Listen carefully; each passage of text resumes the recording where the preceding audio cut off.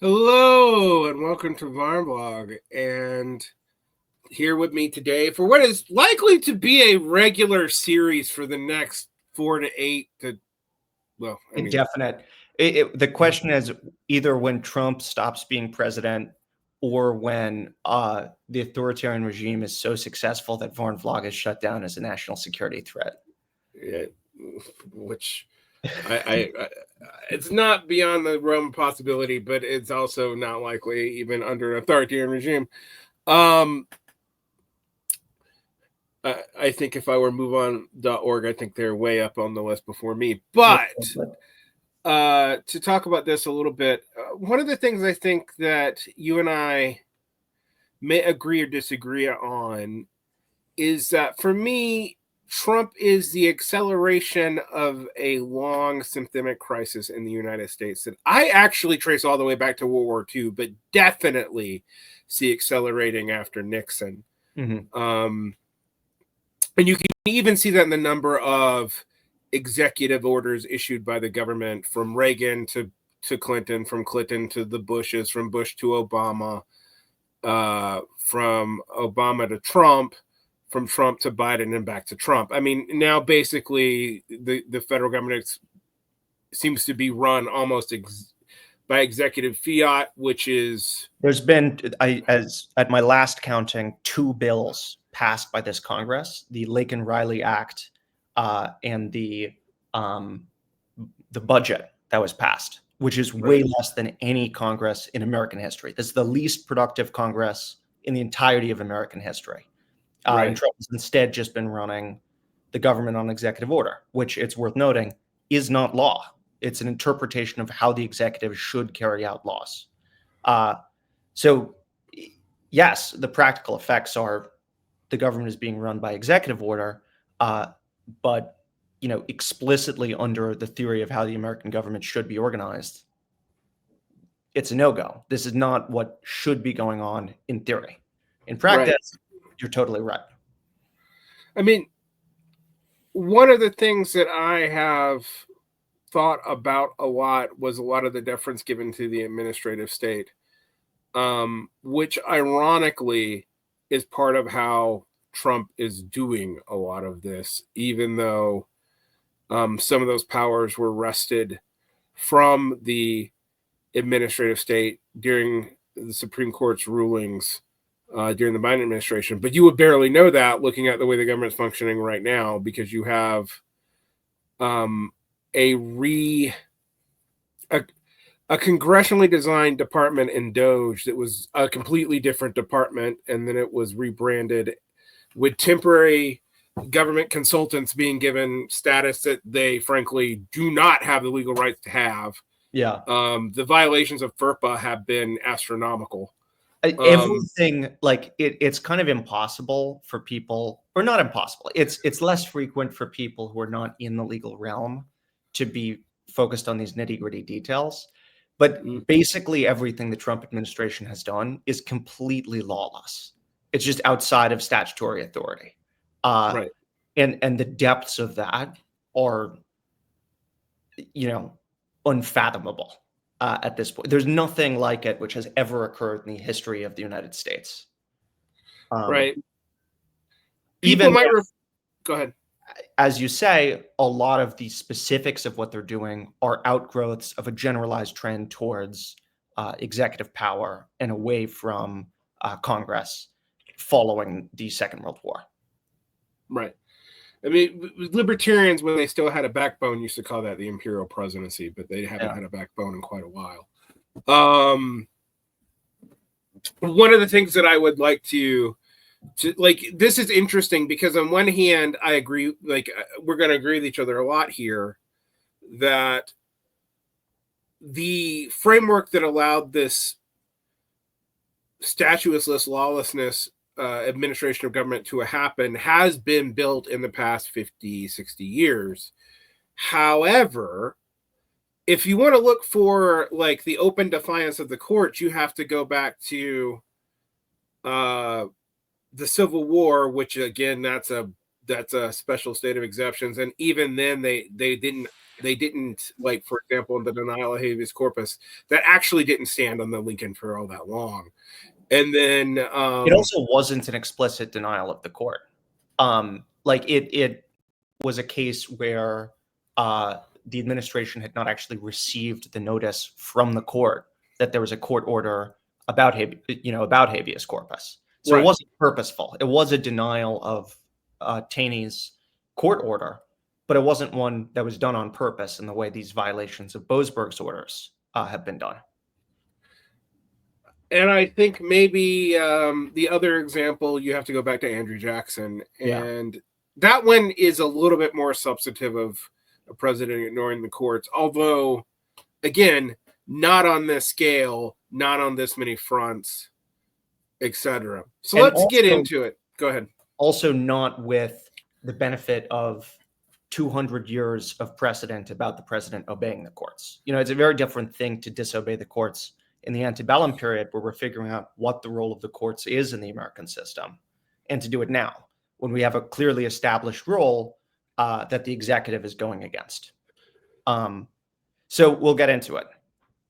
Another thing I would like to point out that makes this so particularly problematic, and why I personally, and this is another mea culpa, misgauged the second Trump administration before they came into power, is I really kind of couldn't imagine that on so many different levels, the normal checks and balances within the Republican Party itself would allow them to appoint transparently semi-competent people or incompetent people to positions clearly because they're political loyalists, because other political loyalists who were competent beforehand have stood up to the Trump administration, and why increasingly it is clear that in hindsight, the first Trump administration did not try a lot of the stuff, largely because even though he tried to appoint people that were loyalists in many cases that were not competent, the GOP itself did not allow that to happen. And it's going to be interesting. One thing that, when people think about this as some kind of authoritarian takeover, and I think I'm actually going to be, for the first time in my life, saying that is not outside of the realm of possibility.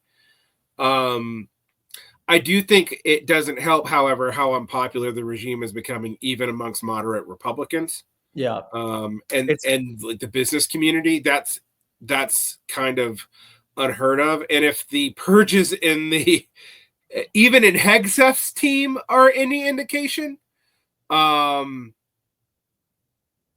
there's been three staffers have been put on administrative leave, and one has been asked to resign from. And these are high-ranking senior people, but they are Trump's people. They are not like part of the deep state resistance, and they seem to be getting purged by this administration, which indicates that actually even within Trump people, there's division within the camps on what should be done. I think that that's going to be a bigger deal going forward. Yeah.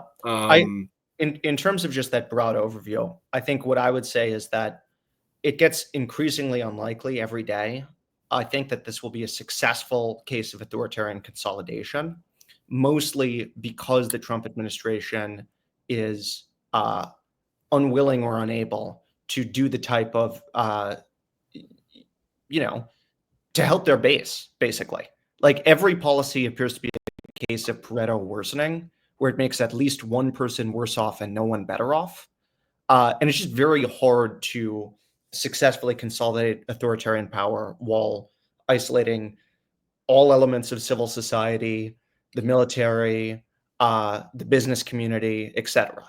Which is not to say that Trump is not currently or will not continue to do a tremendous amount of damage to the world over the course of his tenure. It is to say that I just don't see him being competent enough to be, Reichsführer for life, basically. What this is the issue is he does need the consent of his party, and there does seem to be, we're already seeing that start to deteriorate. We have seen growth in the popularity of the MAGA base, but we've seen Republicans also turning on their brand like quicker. So what that actually is a concentration of the percentage of people identifying more ardently are the only people who are left. But we're kind of getting into the political elements of this. We're here to talk about the legal crisis. And I for one, I'm going to say two things before we get into the specifics that may actually make you uncomfortable. I hold a seemingly contradictory view. Mm-hmm. Rule of law is super important, and it is always fake. So when I say that, I do not have the super cynical view that rule of law never matters. But I do think we have to admit that government functioning is almost never entirely in the purview of rule of law. And this makes some of the seemingly difficult things to understand from like centrists who've defended things that were questionably legal in the past or expanded and changed law in the past, because we have an adversarial system based on English common law. One of the things that means is kind of if you get away with it, it becomes law anyway. So rule of law is always a little bit overstated, but that does not mean that it doesn't matter or doesn't exist on some level. If the, let's say illusion's not the right word, and I shouldn't have said fake either, but like, let's say the aspiration of rule of law breaks down totally. Yeah. Governments usually get into a spiral period. And one of the things that I pointed out, people who are like, we'll have 1,000-year Reich. I'm like, that hasn't really happened anywhere without significant portions of the of not just constituent political bases, but like actual oligarchs lining up with this. And what we're seeing is like very few oligarchs are actually benefiting from this. So in that sense, that is some consolation. And the other thing is like, the conservative legal establishment, which in some ways empowered Trump, seems to be getting sick of this very quickly. I mean, they want to like do evil procedurally, basically. Right. And Trump doesn't want to use the procedures, which is so stupid because they've designed procedures that he could do a lot of what he's doing through over the past, 30 years. And he's just choosing not to. But not, and also dismantle the administrative state entirely and like give it as and totally neoliberalize it. And by the way, if anyone says Trump is post neoliberal again, whether it's Jacobin or some other show, you should probably smack them, because if anything, what we're seeing is the massive acceleration of public-private partnerships and all. I guess the one point I'll argue against that on is that one of the underpinning elements of neoliberalism is free trade, or relatively free trade, which Trump is against just because he's like a tariff otaku. Like he loves tariffs, which is not to say he's like anti-neoliberal either. He just like hates international trade. So he wants to like do massive, oligarchy. So for neoliberalism, he's Bukharin and Stalin versus the left opposition.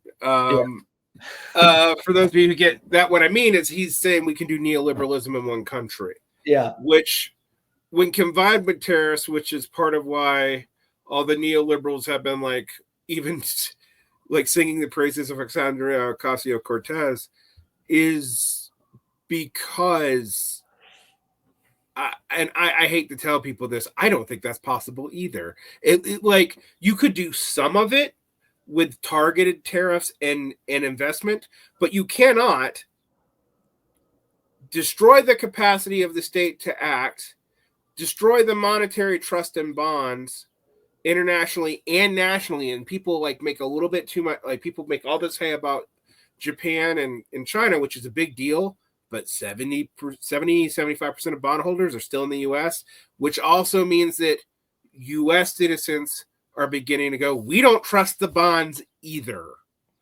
And which means we're in a black swan scenario economically. Now, let's get this into the law, though, because I don't want to get too sidetracked on the economics here. Although we have to come back to this because the tariff laws. Why don't we start with the tariff laws? Yeah, let's start with the tariff laws before we get to Alien Enemies Act.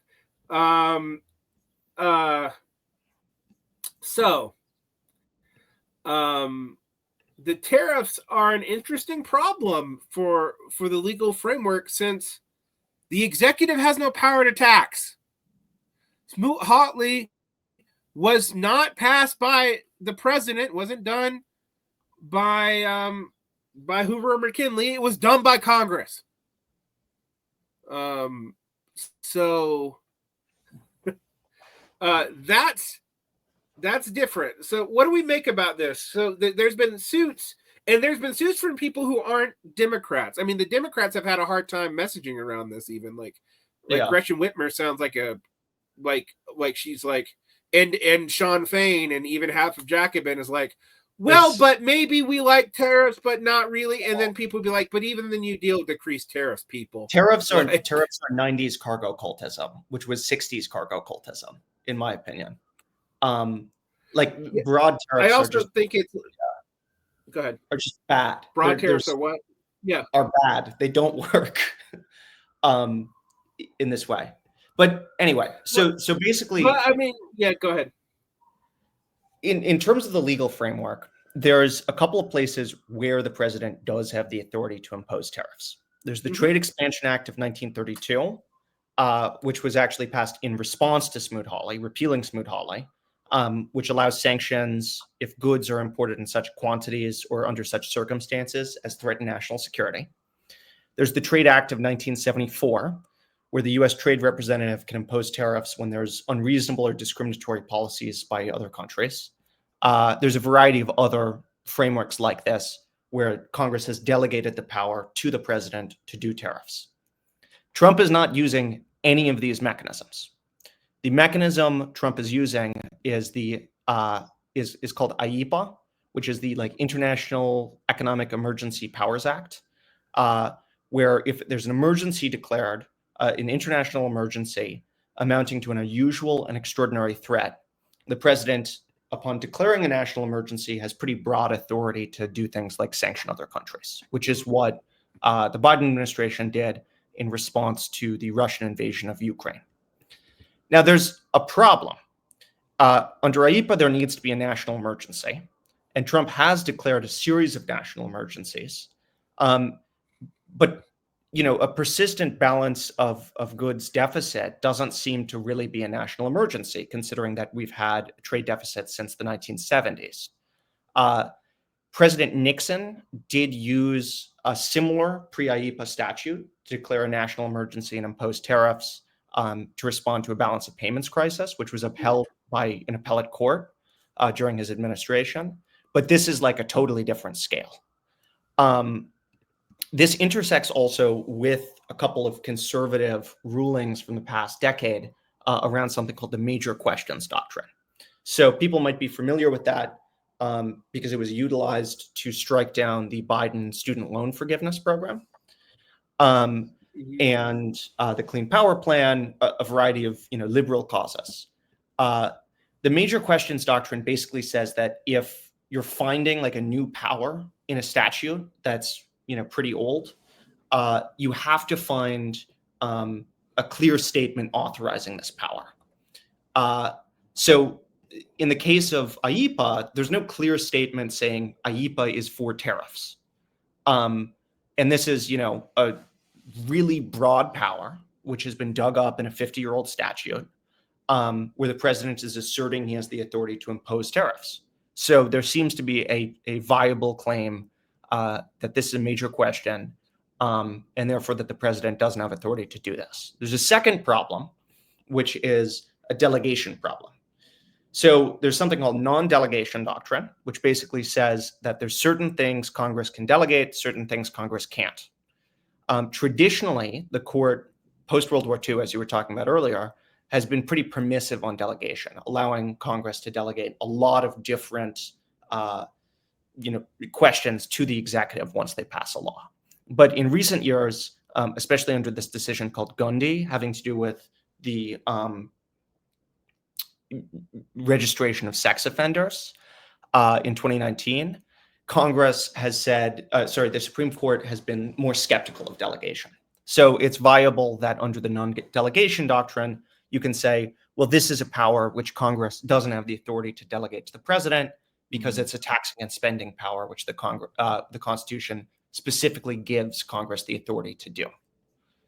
So that's kind of the background to the tariffs themselves. Their animating element is the National Emergencies Act. And the National Emergencies Act is a very important element of this because there's an expedited process for review under the National Emergencies Act. So before major questions, delegation, these are ways individuals can sue the government. National Emergencies Act is a way Congress could, theoretically stop these tariffs.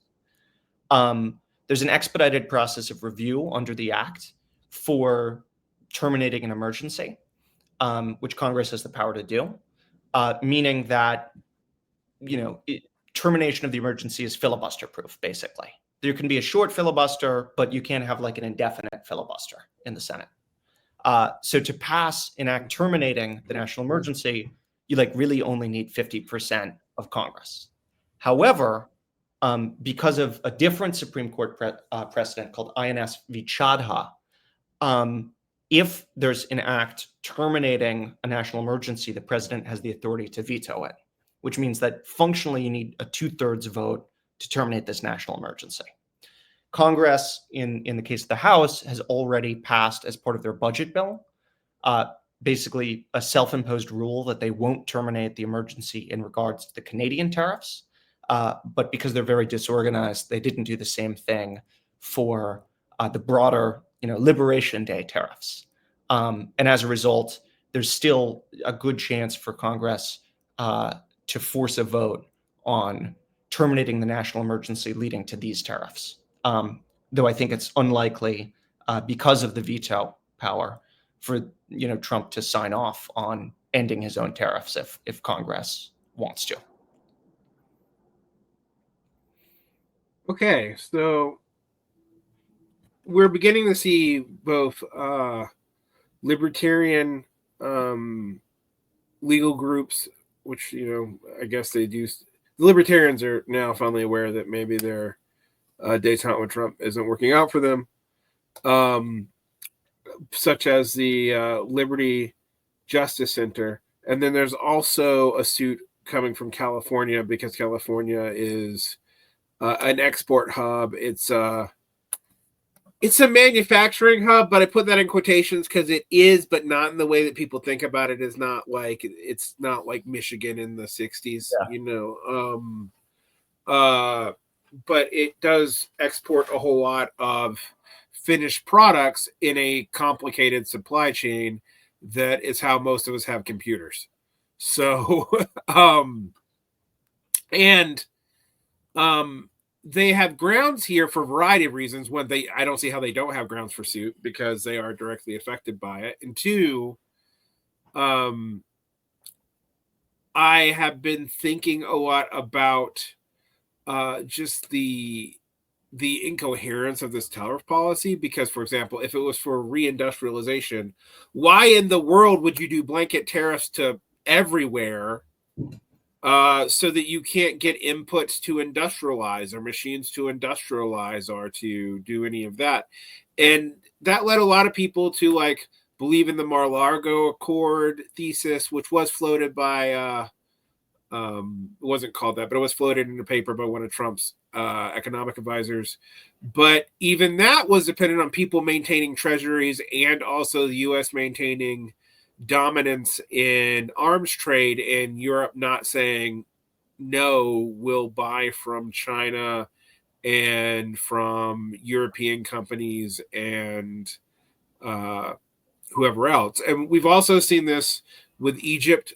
Egypt has now, it has in the Camp David Accords, actually money allotted to it specifically to buy U.S. Military products. Which is why Egypt gets so much because its money is allocated based off of the money sent to Israel and aid. So when they get a lot, when Israel gets a lot, Egypt gets a lot. And however, the catch of that is it's earmarked for secondhand U.S. equipment purchases. And then I think they even offered Egypt the ability to make firsthand equipment purchases, buy new stuff with this money. And they didn't. To jump in on that, I think it's important to say that one element of that is maintaining, it's not just like a blanket part of U.S. commitment to Israeli security at all costs, though that's definitely part of it. It's also about protecting access to the Suez Canal. Absolutely, and that was the compromise there. Is if to protect access to the Suez Canal, we would ensure that Israel and Egypt couldn't go to war with each other in the Camp David Accords again. Exactly. And thus there is a little bit of an element of military deterrence there. But I'm pointing this out not for that legal problem, but because they're so afraid of tariff costs, even in Egypt, that they're foregoing some of that money to replace their equipment with European and Chinese equipment, and not American, which is a much bigger deal than you realize, because it also means foregoing legacy advantages in your infrastructure.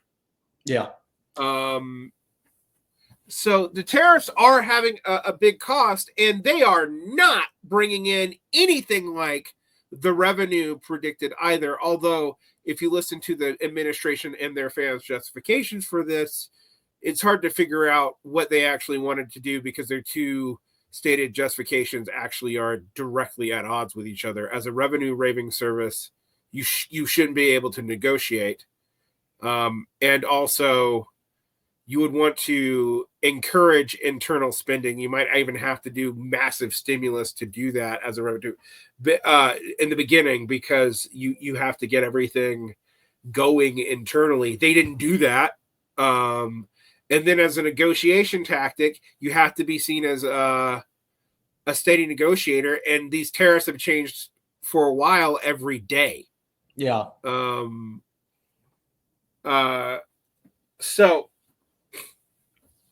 where do we think this stands now? I mean, with these two things going on here. So these suits are making their way through the courts. I believe there was a ruling allowing them, the suit for the Liberty guys was initiated in Florida, I think. The California one is currently ongoing. I don't right now have a lot of information on them. I assume that they're moving forward plottingly, which in this environment means that we'll probably find something out within a month or so, if it makes its way to the shadow docket. As is, these are basically just like, this is an overview of the likely arguments that will be made regarding these issues, not what's happening now, which is Trump has done a bunch of tariffs. He's canceled them. He's put them back. He's canceled them. He's put them back, et cetera, et cetera.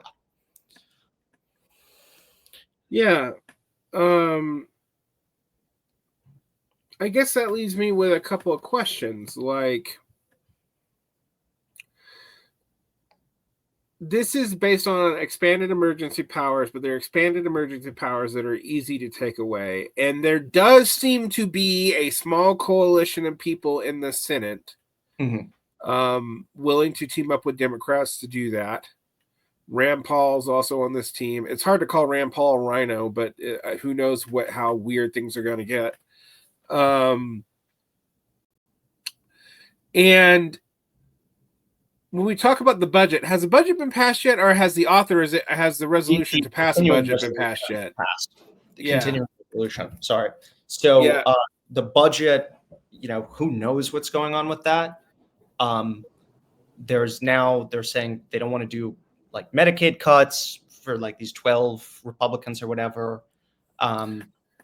It's a mess. We'll see if they even pass a budget. There's some like parliamentary games going on behind the scenes as to whether or not they can count what they're doing in terms of extending the Trump tax bill. as $0 increase in the deficit, or what it is, which is like 5 trillion or 10 trillion or whatever, massive deficit increase. So we'll kind of see what happens in regards to the budget, and we might get some additional clarity on tariffs, clarity on the tariffs, depending on what happens behind the scenes. Right. It does seem like, with the poll numbers being what they are, that the GOP is declining rather precipitously. Because while the Democrats are still in the toilet, it's beginning to look better for them. I don't know how I feel about that. I know you're kind of happy about it. I want the GOP at 0. But I don't care who gets those votes so long as they're to the left of the GOP. But the GOP is dropping. It has now dropped its disapproval rate to lower than the Democrats in general, which is last time I saw was around 2004 or 2005, after the presidential election of George W. Bush. Second-term GOP presidents, and at least in the 21st century, have not tended to be. They've tended to be popular, actually, legitimately more popular than they are in their first term. Yeah. For about 5 minutes. Yeah. So and Trump starts at a lower baseline of disapproval than any president in modern history. I mean, I will say that Biden managed to dig himself down there, but Trump is dropping down to, I mean, he's got disapproval on the economy, even from Republicans. And that's the issue that he won on. That, and to a lesser degree, immigration, but mainly that. Yeah. And with the immigration, most Americans do seem to, the polls indicate that most Americans do seem to support the immigration policy, but they are not so happy about this due process El Salvadorian prison stuff, even in the GOP. They support immigration policy in general, like of the Trump administration. But if you ask them about any specific thing the Trump administration is doing, they oppose it. Right. So it's like kind of a situation where I think a lot of Americans just don't know how bad it is, because they were promised that all the violent criminals they hallucinated would be deported. And they're like, yeah, violent criminals who are illegal aliens, yeah, let's deport these people. But when it turns out that you're just nabbing random people off the streets and deporting them, people are not such fans of that, because it's cruel and it's stupid. And you're using ChatGPT. I mean, I know I've been listening to a lot of liberal activists think this is deliberate silencing, and I'm not saying that's impossible. Particularly now, I'm going to be much more cautious on either way. But I suspect what it is ChatGPT hallucinating names that actually exist and them sending out stuff without verifying it. Yeah, that's quite and there was also, this is related to something else, but in this kind of chaos that we have right now, we also have people who are American citizens picked up on stings for unenforceable laws in Florida. They have been released, but they made it real difficult. I mean, ICE basically released them. I guess ICE decided he didn't want that fight. But there have been so far 2 American citizens receiving self-deportation notices to where, because they're American citizens, they were born here, where can they self-deport to? And then there's been one U.S. citizen picked up at a check entering the state of Florida from Georgia, and he didn't have his documents. And then when presented with his documents, they were told they had no jurisdiction. But then ICE released him a few hours later anyway. So there's that. So the tariffs are interesting, and they're tied into all this authority. And I mean, one of the things that you guys I think you'll hear today is it's hard for us to disentangle this. I wanted to start with the tariffs, though, because this really is an area of law where, yes, there is some precedent. You can go back to Nixon. You can go to tariffs being adjusted by Biden because he basically maintained Trump 1 policies, and tariffs imposed by Trump and the first Trump administration, although they were much more than the normal view of law. These current tariffs also, the public was just lied about what they were and how they were generated. And it's just become very hard to predict what's going on from day to day. And the White House is always announcing new deals that they can't seem to be able to produce evidence of materializing. They're like, my girlfriend goes to another school. You wouldn't know her. Right. Basically that. but with the global economy. The only people who are really super kowtowing to the Trump administration is Britain, because Britain doesn't really have a whole lot of options after Brexit. And one of the other things is, we were first told that this was about, national sovereignty and this or that and the other, but some of Trump's tariff demands, which he can do, this is legal, but it's just bizarre, have been not about tariffs at all. Like he's like tried to tell Starmer's government that they needed to drop their speech code laws. Yeah. I don't necessarily support the British speech code laws, but like he's basically trying to override parliamentary authority of a country that he's not an authority of in trade negotiations. I'm not even sure that Starmer's government can do that. So, like, I don't know. That's outside of my wheelhouse. We aren't specialists in British law, so I'm just saying, like, there's just been weird demands. When Vietnam was willing to drop its effective tariff rate to the United States to 0 and was rebuffed. It's just like, okay, so what do you want? Reciprocal tariffs, for people who don't know, and I do want to talk about this a little bit. This is a little bit off the law. We talked about how the Democrats and the labor unions have been off message on this. I have been somewhat frustrated with Sean Fain and of the UAW, although it makes sense for the UAW, because I hate to tell you guys, but the American car industry is basically non-competitive. It makes sense maybe for the car industry. I don't even think so, based on the necessary manufacturing inputs.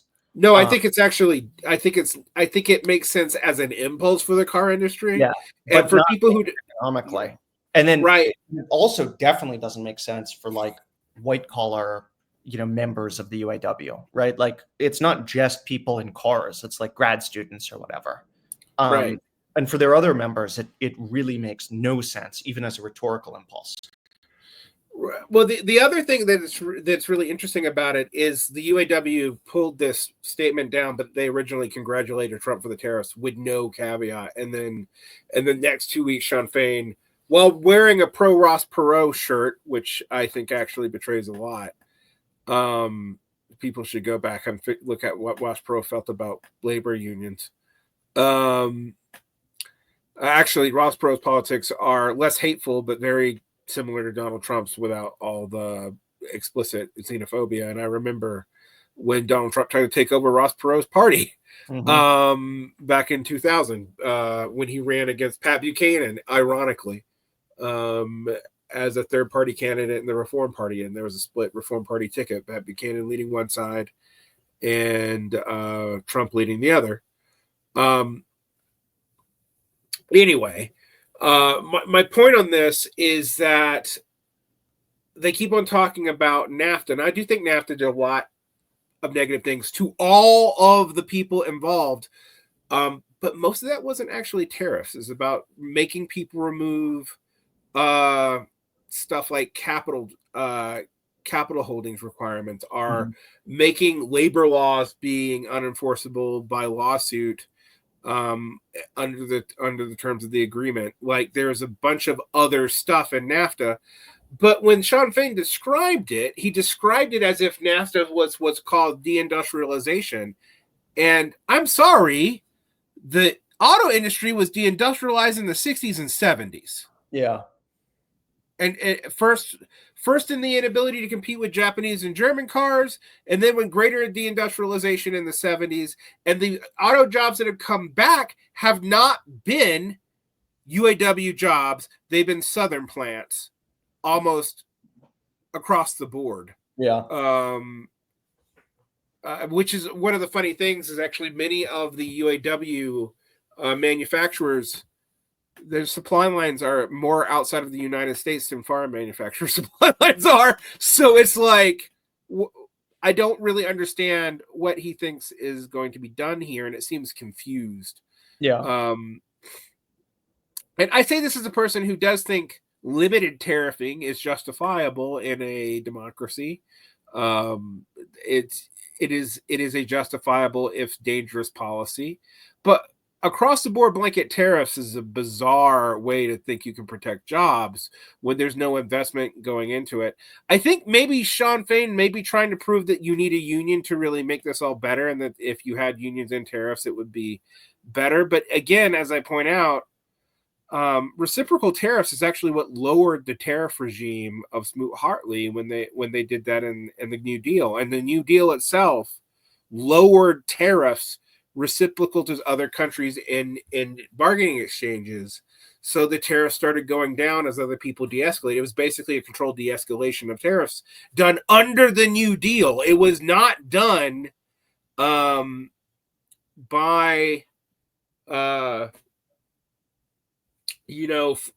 free traders like von Hayek and the neoliberals, actually. Yeah. All right, so that brings us to the other economic thing that happens. It's tied into this. It's not tariffs, but it is impoundment. Doge, to me, brings up all kinds of impoundment questions. And I have noticed that Doge is getting a lot less brave in what it's doing in the last few weeks. Though they did just fire everyone in the Consumer Finance Protection Bureau. Yeah. And they're going after like federal deposit insurance and stuff like that. That last bit seems insane to me, going after federal deposit insurance. Crazy. Like, do you want 20s era bank runs? Maybe that's what they want. Who knows? Why? I don't even understand from them, because their stock valuations would also crash. Yeah. And considering that a lot of these oligarchs are actually cash reserve poor, I don't know why they'd want that. But maybe they want to. It's all gender. It's woke to have your deposits be insured. You should keep them under your big manly mattress instead.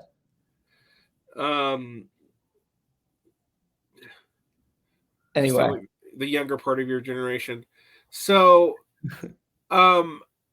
we have a bunch of things here on the impoundments, and I honestly will say, even though this has made a lot less news, both on the impoundments, and we'll get to this in a second section, the firings, the Trump administration has had to backtrack and go through traditional methods, which they should have just done in the first place. Yeah.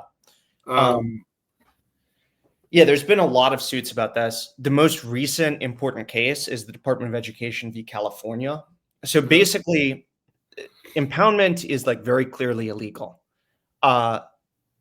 There's been a couple of Supreme Court cases dealing with impoundment on the shadow docket.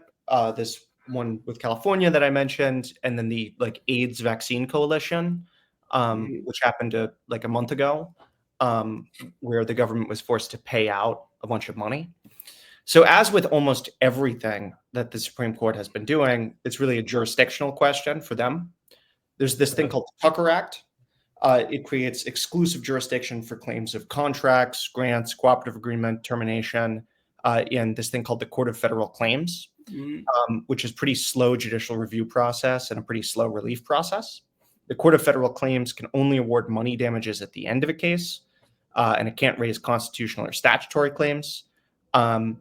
And the shadow docket case basically was about the fact that Administrative Procedures Act cases, which had been previously brought, had to be made through the Court of Federal Claims. So this is like the court saying not that there's no relief, but you have to go through this really slow process.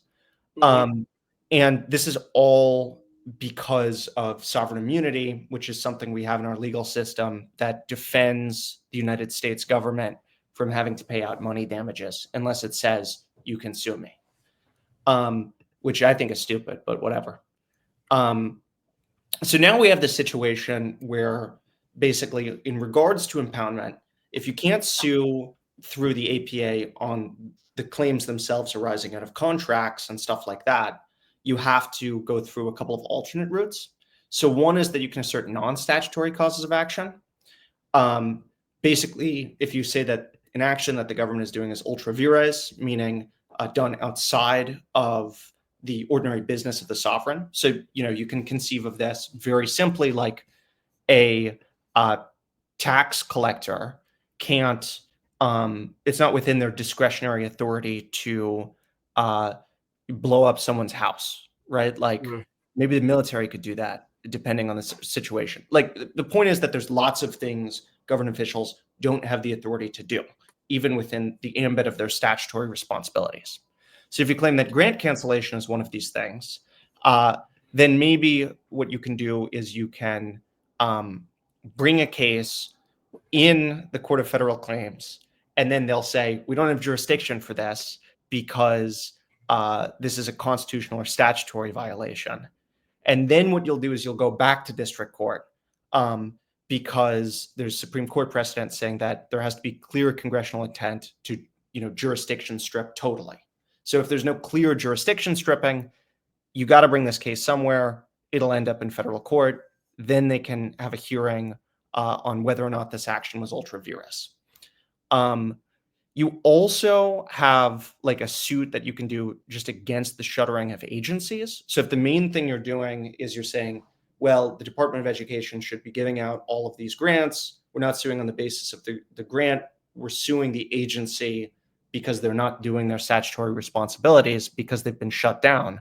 That can still be an Administrative Procedures Act case, meaning you can get around sovereign immunity and the court can like order the agency to issue new awards, for example, even though they don't have to go to the same grantees as before. So a lot of this is very difficult to square with other Supreme Court precedent, as including the Department of State v. AIDS vaccine case that I mentioned earlier, which denied stay of an order enforcing the disbursements.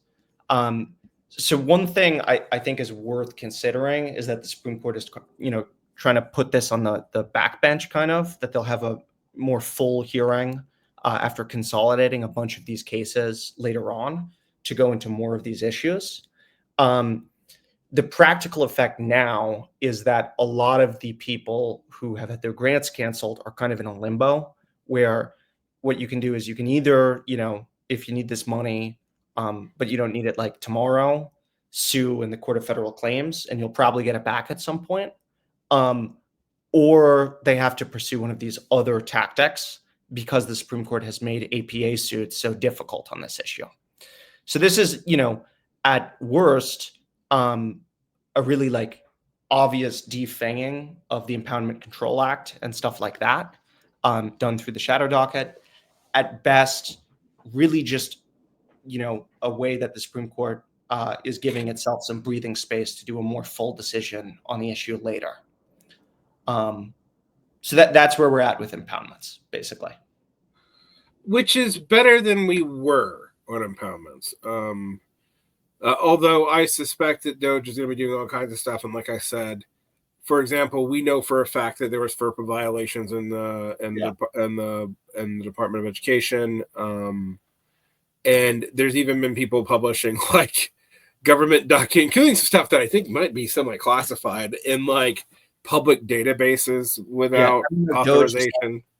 This isn't like impoundments, but like there's so many violations of just privacy laws, like way too many to go into detail on. So like DOJ was like looking through the NLRB to find like unionizing workers that could send it to employers, and then they like sent it to Russia or something. I'm not making this up. This is real. No. There was also a whistleblower who started talking about like Russian IPs trying to get into the back end of certain data consolidation, and they didn't get in, but like only because people were watching. Using DOJ passwords, by the way. Yeah, and using active passwords that were just established. So like their security is like basically non-existent. Yeah, and we are seeing them, and this is legal.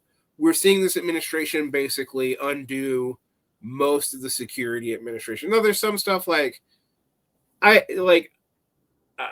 there's stuff I actually don't care about, like the Defense Against Disinformation. I actually thought that was a politicized boondoggle itself. But not that there isn't disinformation, but there's always been disinformation. Mm-hmm. But even there, I think what we're seeing now is quite interesting. One thing that I've noticed, for example, I thought the threats against Zuckerberg were all nothing. And he came and kissed the ring and went away. But now that there's stuff going on and inquiries about him, It does seem like he was giving information that he wasn't legally allowed to give to China.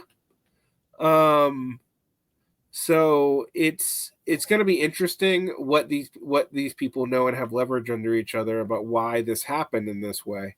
On the firings, though, this gets very interesting because what we've seen is like a lot of the people, by a lot I mean most actually, of the people who were initially done in the mass batch fire all probationary people, regardless of if they're new probationary or just got promoted or whatever, done with a false promise of a buyout that wasn't congressionally deliverable anyway. Those people have been reinstalled and stored and given their pay, but with administrative leave indefinitely. Yeah.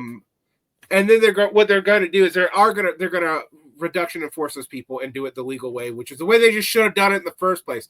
Not that I support all this being done, but this seemed like a particularly stupid way to go about it. Yeah.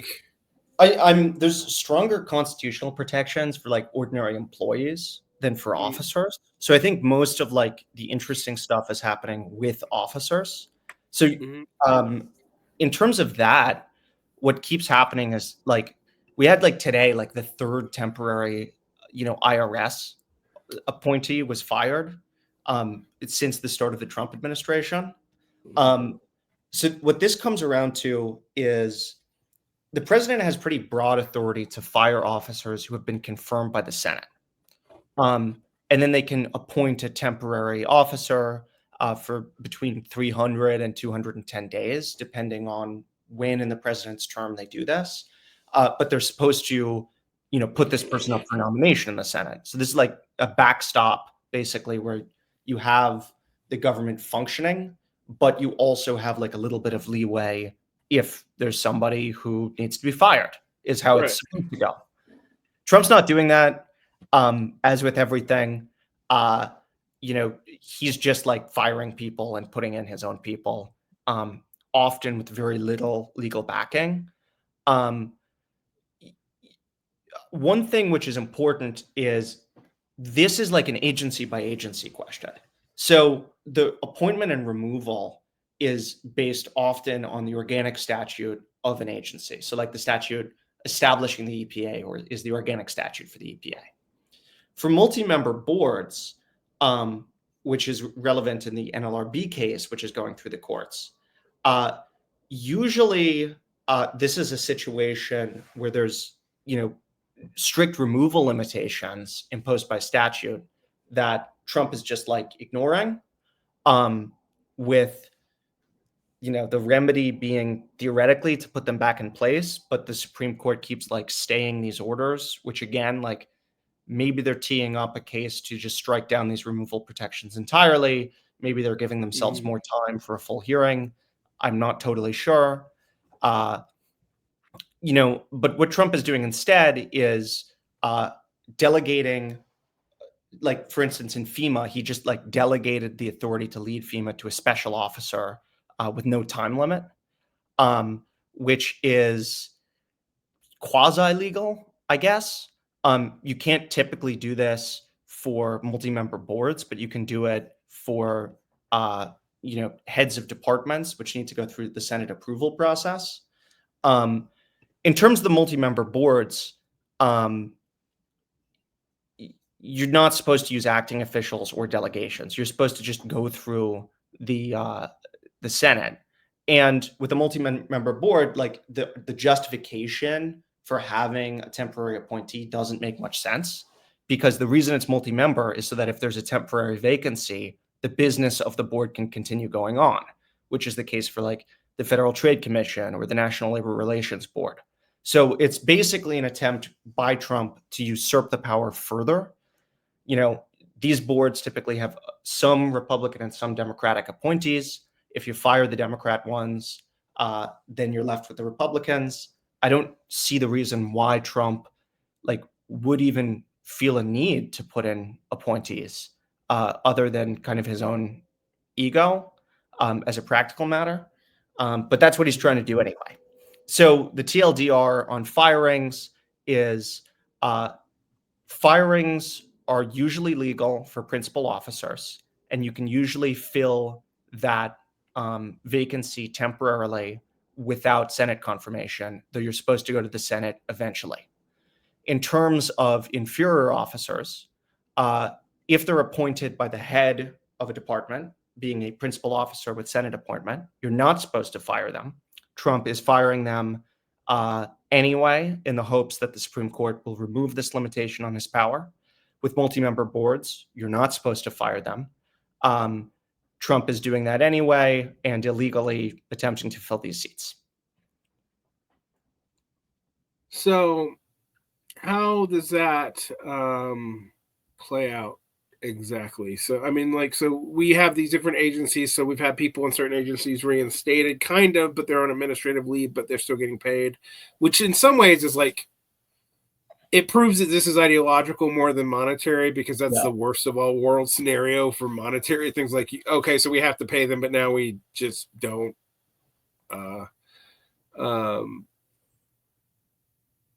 really deal with any of the situation. I find this quite interesting, because on one hand, this is an area where I do think legally there's a lot, like some of the liberal complaints is a lot less easy to stand on. The president does have broad executive powers here. On the other hand, there are hard statutory limitations about this that actually tie back into our empowerment discussions. And it's interesting where the courts seem sympathetic, where SCOTUS seems sympathetic to the Trump administration, and where they don't. Because the one thing I have noticed is Trump's received more L's than wins from these federal courts and from the Supreme Court lately. Yeah. Even both before and after his swearing in.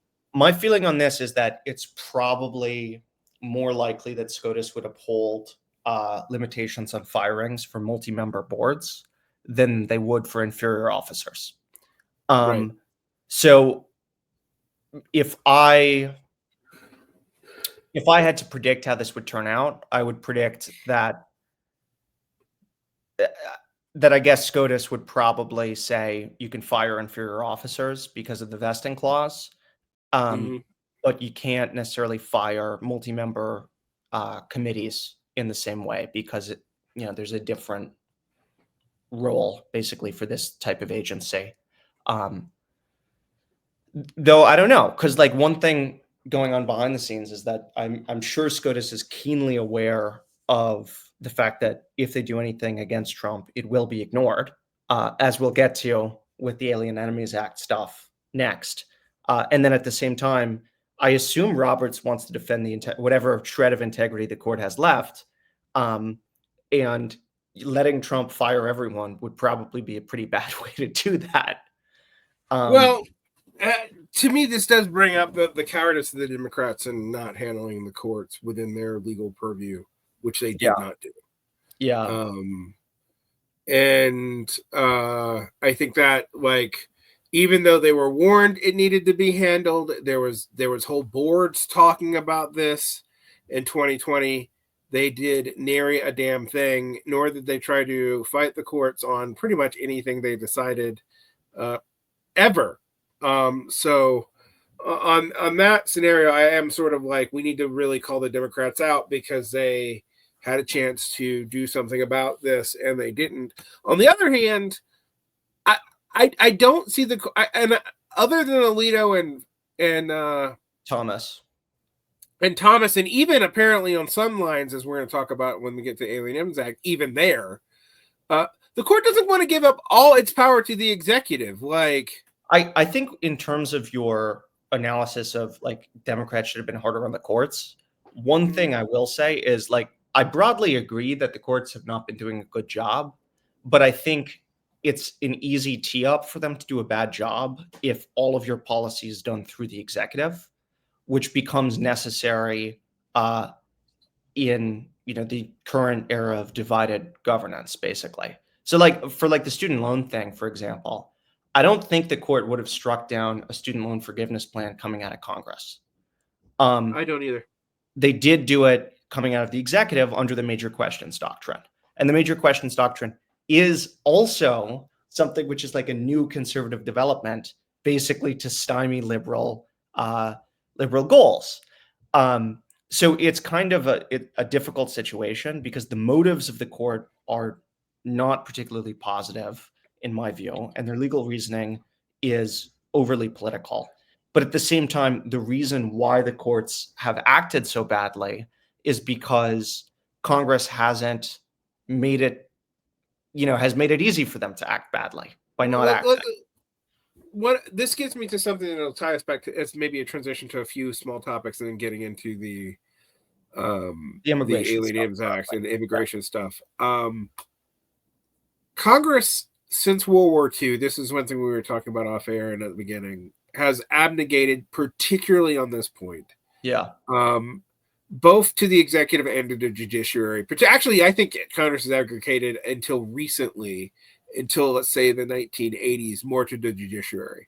But they have abnegated things that were clearly their job. Yeah. Because it meant making hard decisions that could put them back in the district. And I mean, I think we see this right now, because if I'm frank with you, the people that Trump is holding the most it's his enemies in like the personal sense, but it's not the states that are his enemies. I mean, like the tariffs are going to hurt California, but like Nebraska and Indiana both I think something like 7% of ranchers are on the verge of bankruptcy already in Nebraska, and like both governments, like a huge farm crisis coming because of this shit. Like right, and it's just started. Yeah. Like, so we are talking about like, and then like Indiana is likely to like default. So you're going to see red states go into fiscal crises pretty quickly. Yeah. And also they're being disproportionately hurt by the few things that Congress is doing. But it seems to me that part of the reason why they've been so deference to Trump is one, he has political leverage over them, if particularly if he still has much money to primary them. And even if you're down to like 32% general support, that's still concentrated in the GOP and it will hurt them in primaries. Yeah. Which is this weird, I don't know. I might advocate that we should go back to the smoke-filled rooms and like the legislature actually appointing things, because the legislature is actually the representative of the people. But all of a sudden Varn becomes a 19th century small Republican. It's awesome. We're like we have like the fiscal debates of like the William Jennings Bryan era, where we're like, the tariffs are too high. And clearly the gold, the monetary standard isn't working because of debates over inflation. Therefore, we must pick the best candidate possible in the smoke-filled rooms of Tammany Hall. Great. It seems to have been better than what we've done since the 60s. So. Yeah. Primaries, I have my gripes with. As a mechanism for establishing good governance. But the broad point is correct, which is that like Congress has attempted to avoid being, losing their seats at the price of all civic virtue, which is something like what they're actually supposed to do. I mean, beyond civic virtue, they're not doing their goddamn job. Yeah. I think like some Democratic representatives have been better on this like lately. And one thing I will say is like, the Democratic Congress under Biden did actually pass bills, which is their job. They weren't like bills that I like 100% agree with. Some of them were good, some of them were bad, whatever. But like, not to both sides yet, because the Democrats have definitely been willing to give up broad power to the executive. Which particularly is like during the Obama administration, but like the Republicans just like don't do anything now. Like they did like one tax cut in the Trump years, and then now they're literally passing no bills. Like they are very little during the Biden years either.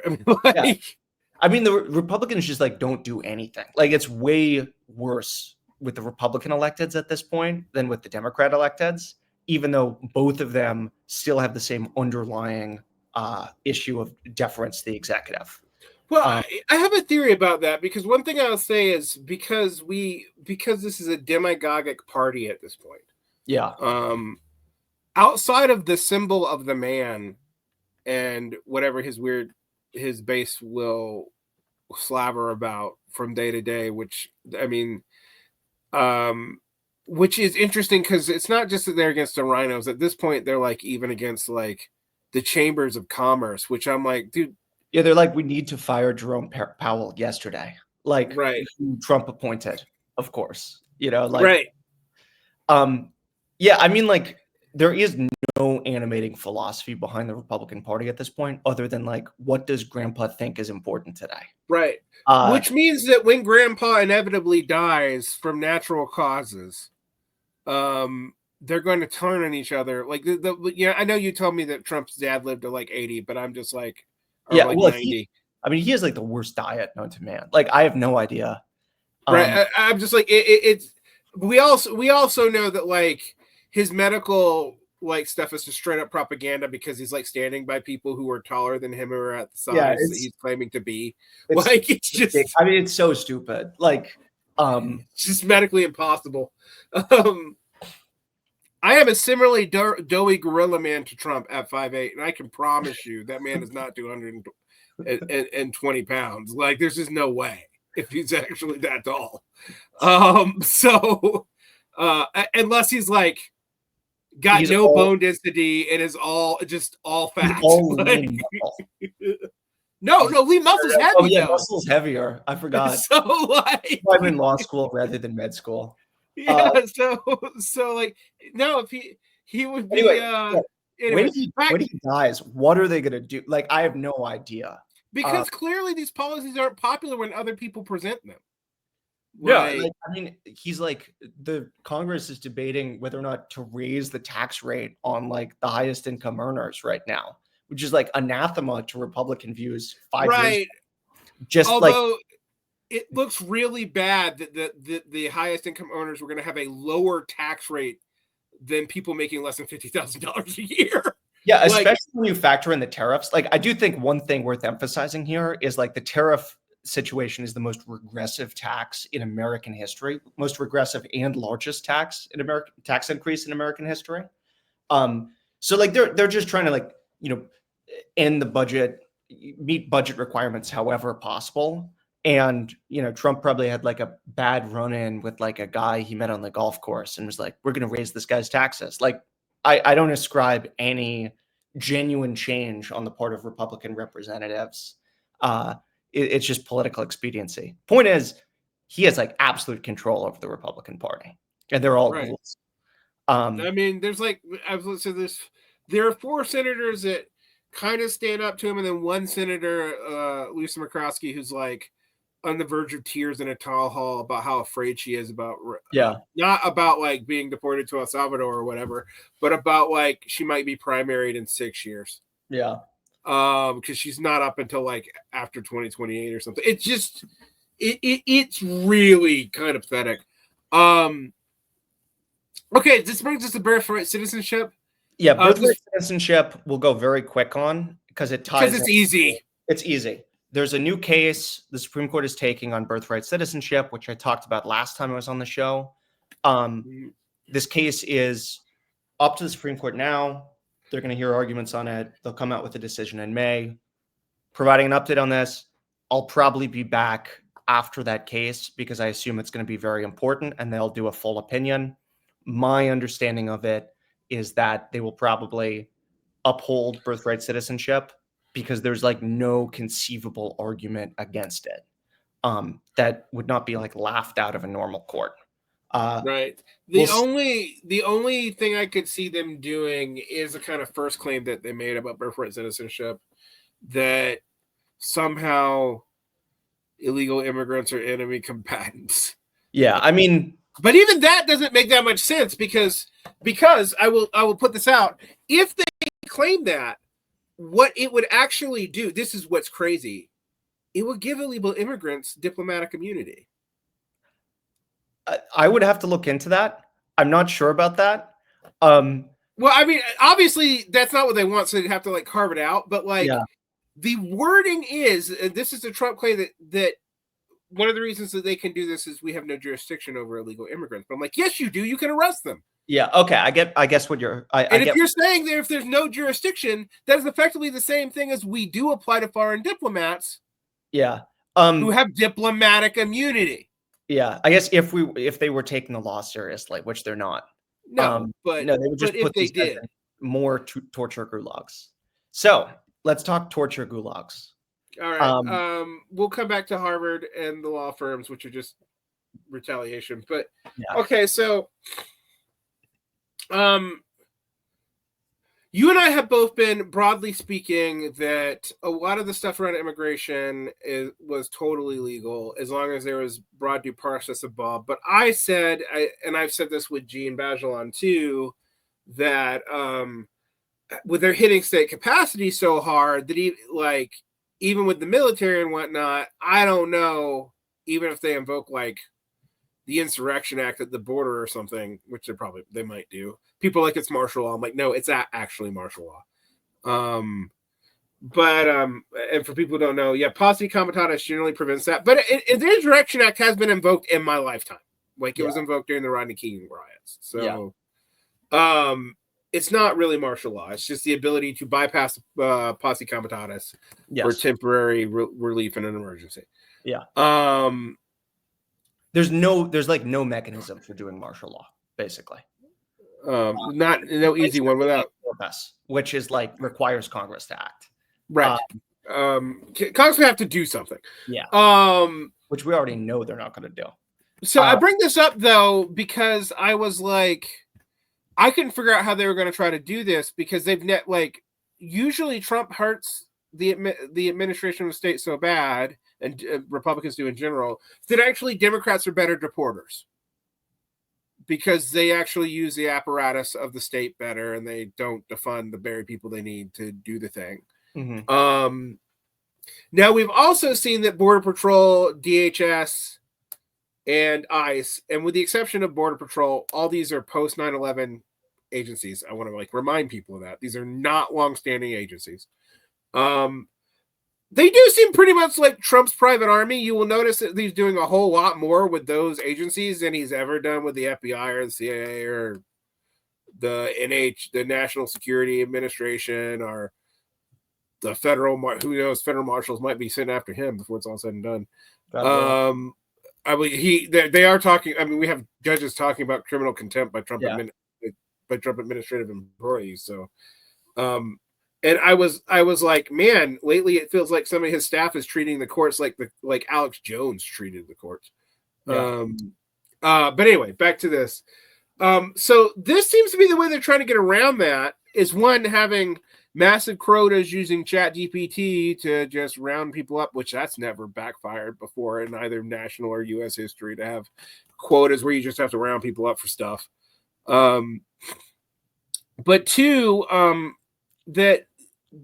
using this argument that doesn't have a lot of precedent in U.S. law.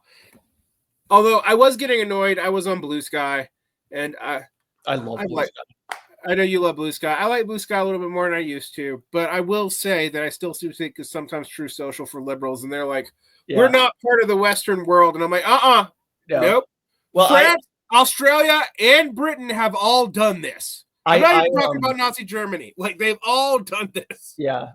I like Bluesky because I just follow a bunch of bots that tell me about legal cases. And then a bunch of guys who post about the military or whatever. I'm not using it in the way, I'm not using it the Truth Social way. But my mom did just get an account, so I'm worried that she will. Right. No. I mean, there are. That's what I like about Bluesky too. Is one of the reasons I like it is I still have control over what comes in my feed a whole lot more than I do on Twitter. I haven't seen any Holocaust denial since I made an account, which I like. I mean, unlike Twitter. Anyway, back to that. So this seems to be the way they're getting around that. They found CCOT. They're paying per person, I think, for people to be deported to CCOT. There's even since I think today it came out that BlackRock is trying to get in on this somehow. I'm not BlackRock, Blackwater and Eric Prince's team. So very much, this feels like we have this weird turn where the neoconservatives are now like split between we like this new Jetbook regime or we're utterly opposed to it and we're going to like support AOC or whatever. Bill Kristol. Yeah, Bill Kristol. Actually, there's a bunch of them. Bill Kristol, David Frum, David Brooks. He's quoted the Communist Manifesto in the New York Times op-ed pages. Richard Hanania was getting yelled at by MAGA people for saying like maybe something needed to be done. I mean, like Richard Hanania is like the only people with a lower IQ than all the minorities I hate is the Republican Party. Like, right. Well, I mean, yeah, he just sounds like he's like slightly more respectable Richard Spencer then. Yeah, I mean, he's total eugenicist, terrible guy. But I did point out this is too far for him. Yeah, like, so let's talk about the detention agreement. So how is this working? How are they trying to get around? Because they're spending billions of dollars to revive Gitmo, which is totally legal. There's not much we can do about that. Thank you, Patriot Act and other things. It's not just Patriot Act there, but there's a bunch.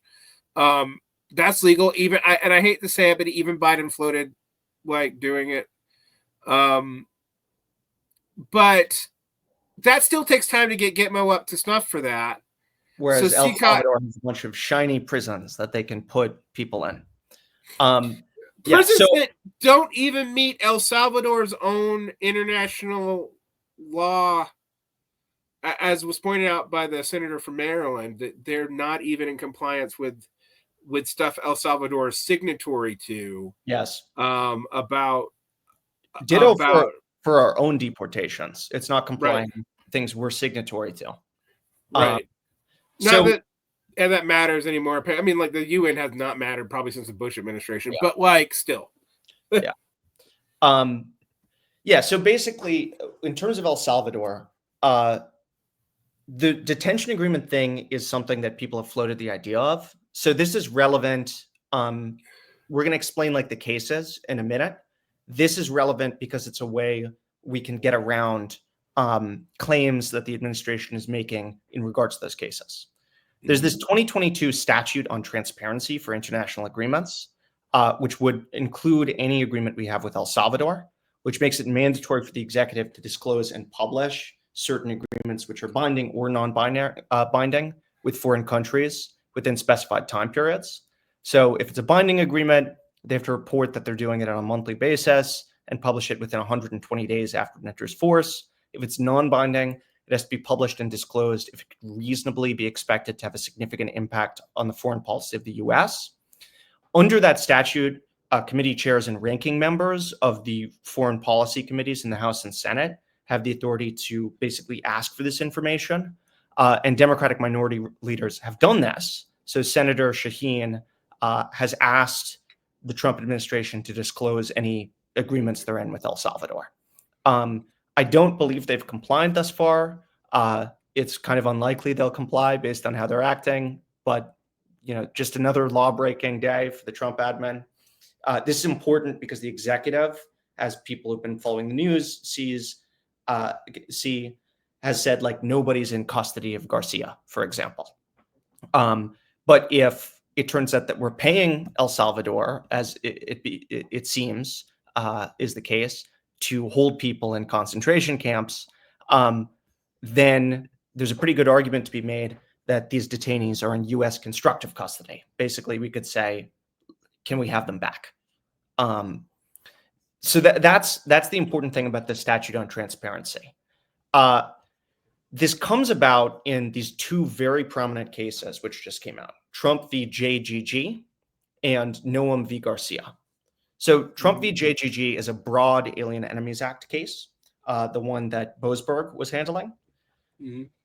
Alien Enemies Act is the 1798 law, which allows deportation of like foreign nationals or enemies in cases of war, invasion, or predatory incursion. There's not a war. There's not an invasion. Trump's claiming that there's a predatory incursion. This has been used a couple of other times. It's been used after World War II. It's how you set up the Japanese internment camps. Yeah, I think it was also used for that.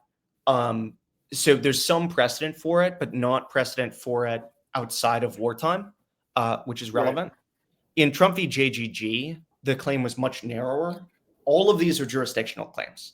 So basically, the Supreme Court ruled 5-4 with these biting dissents that APA, meaning Administrative Procedure Act, claims could not be brought in this matter. There had to be these things called habeas petitions.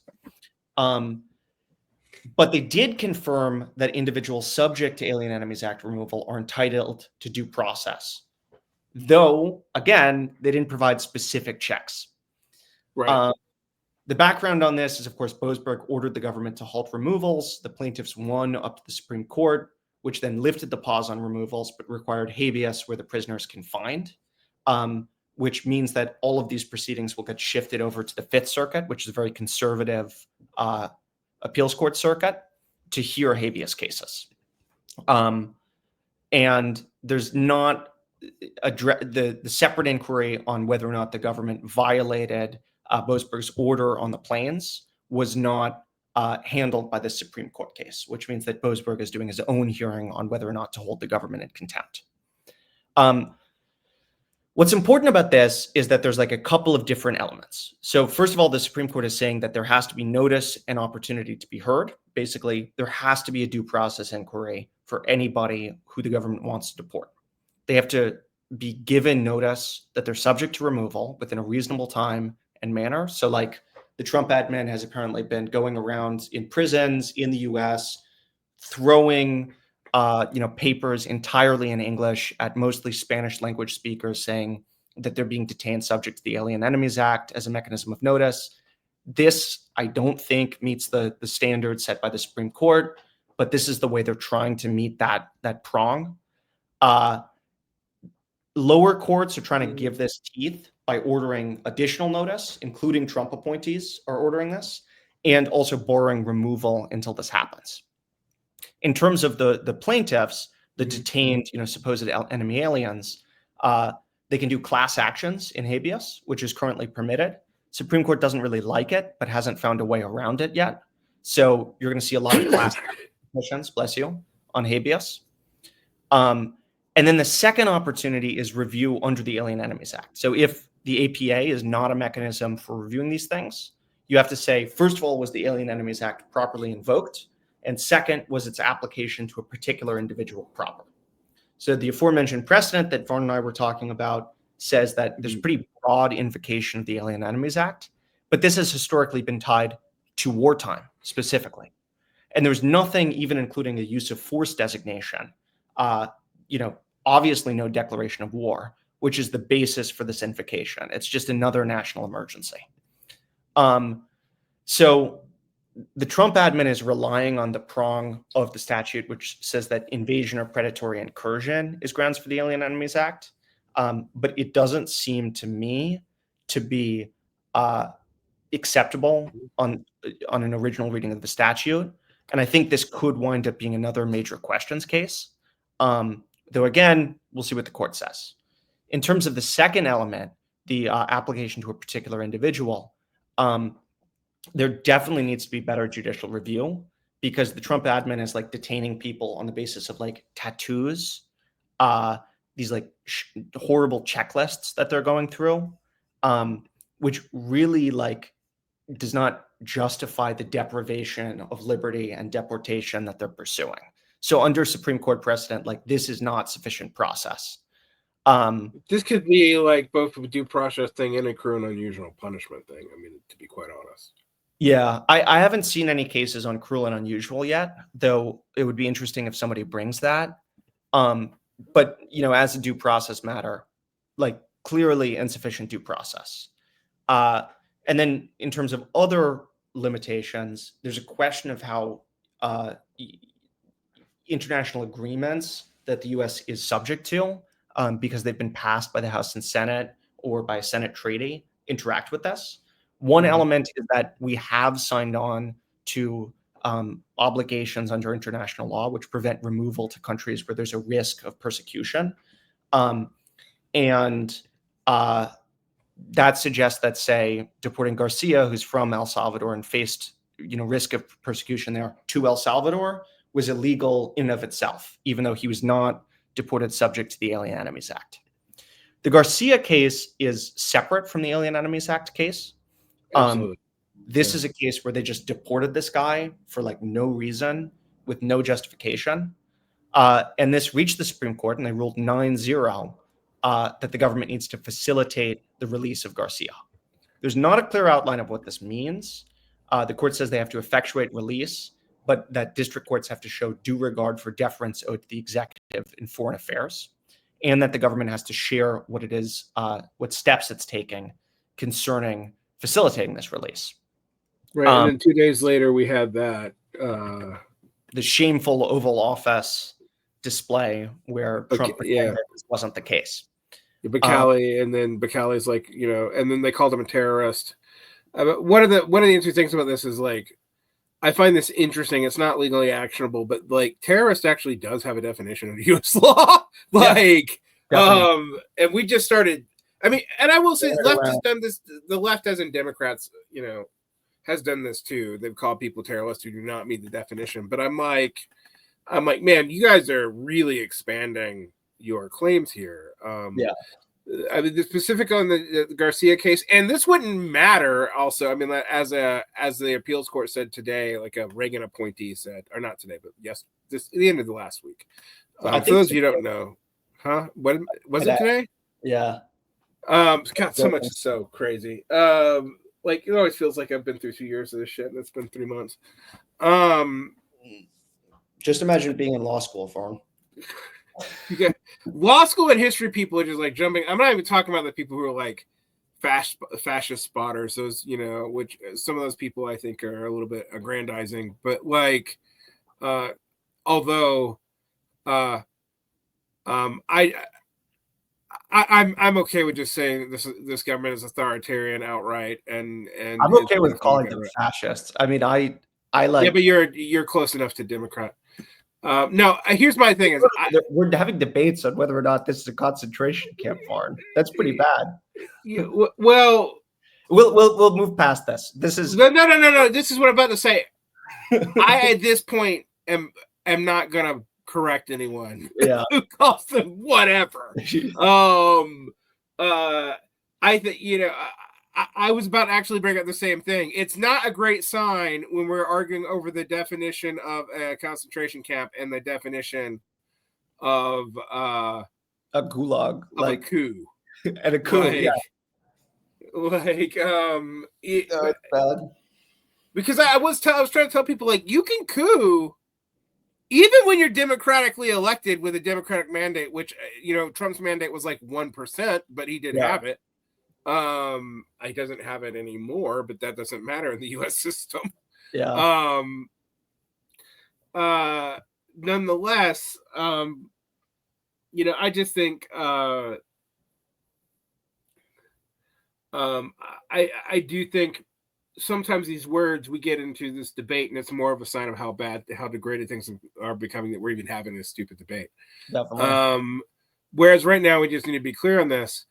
The Garcia case, you have a person who was arrested, and I can go through the specifics of the case because I see this getting misrepresented online. By a patrolman who has actually been removed from office for all kinds of irregularities, who claimed that he might have one tie to MS-13, in 2017 or whatever. Yeah. He did cross the border initially illegally, but then was granted a stay, and that's partly because of our weird way you have to get there's really not a way to declare asylum in the US without crossing over illegally, which is also bizarre. Because he was threatened by El Salvadorian gangs. He was never found guilty of this at all, and there are some things that maybe aren't great about him are great. I don't think, for me, it's whether or not he's a saint is irrelevant to this, and clearly a whataboutism charge. But they're just asserting now that he is both a terrorist, which we have absolutely no evidence of, and there's no world in which he meets the legal definition of, and that he is a MS-13, an MS-13 member, again, of which they haven't submitted any proof. Evidence. Yeah. And if they did, given here's the thing: the docket in the federal courts would be in their favor if they had any evidence at all. Definitely. There's plenty of people, I think, under the statutory authority that Trump is using who he can deport. That's something to make very clear. Tons of people. And I don't have a problem with many of these people being deported if the government goes through the legal process.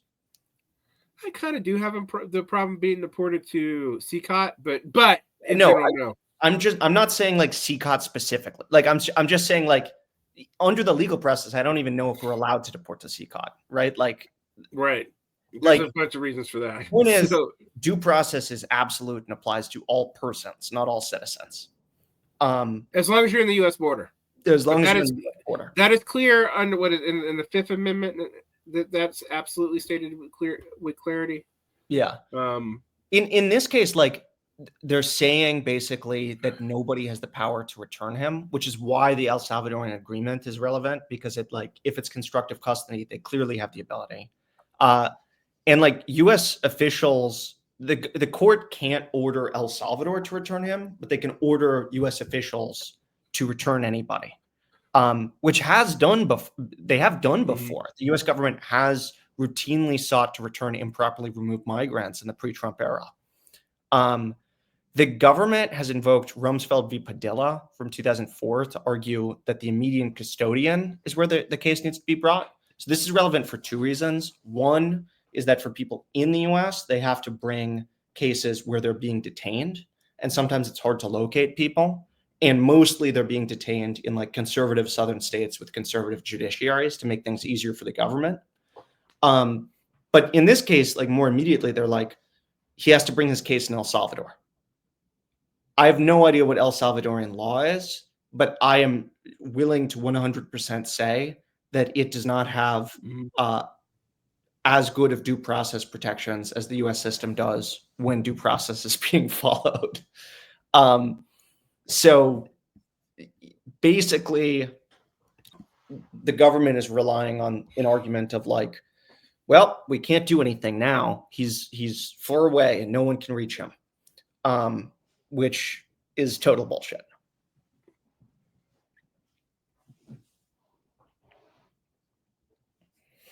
Right. Well, one, Republicans have been going in and out of CCOT lately, doing tours of the parts of it they want to show. Two, we now have a Democratic senator who was first denied any entrance to CCOT, but then, I guess to avoid what for Bukele would have been an international incident of clearly picking partisan sides in another country,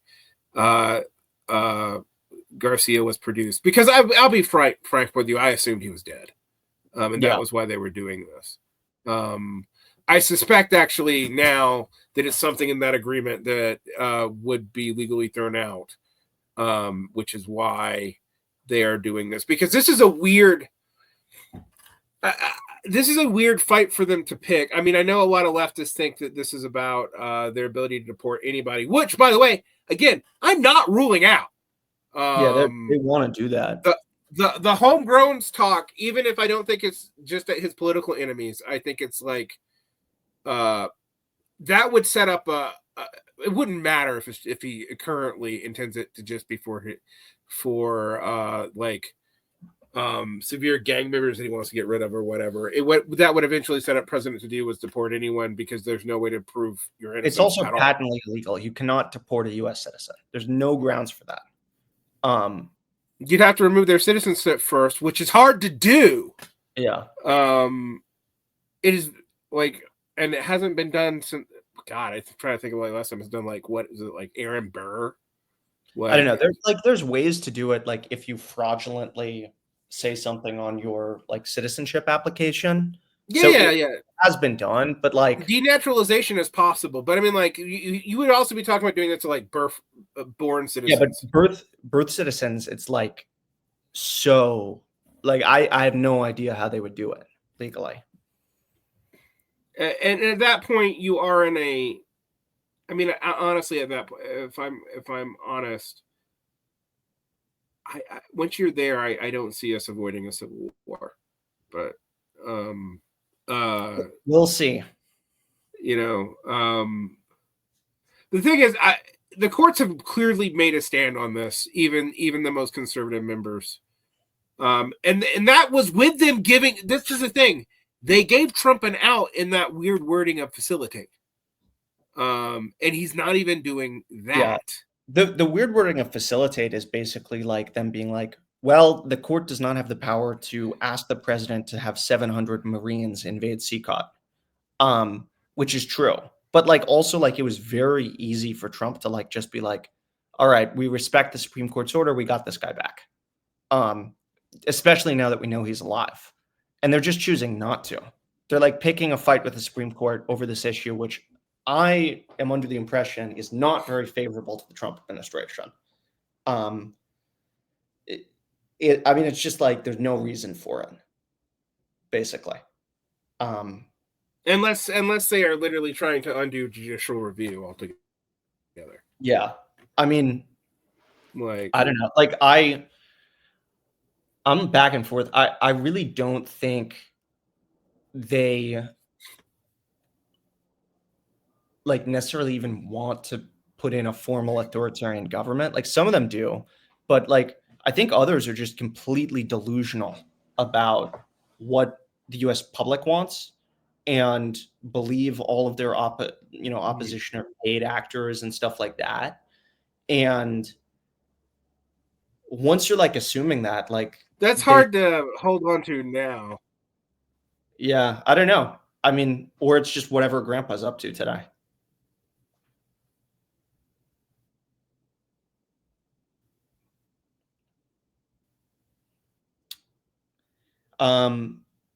That covers like most of the big legal issues going on right now, I think. Is there anything else you want to say about the immigration stuff? I mean, there's Harvard in the law firms. Oh, the immigration stuff is so fascinating to me because they're, like I said earlier, it's clear to me that this sets up terrible precedent that would be totally lawless if actually followed through. This weirdly is, politically speaking, even this is turning what was a popular one of the few things Trump had that was popularly supported. Whether I like it or not, I have to admit that even a large minority of Democrats and like all Republicans and most independents are fairly supportive of a strong border regime. And I don't love it, but if it's Democratic, I have to argue for that in a democratic manner. You know what I mean? But this is making this unpopular.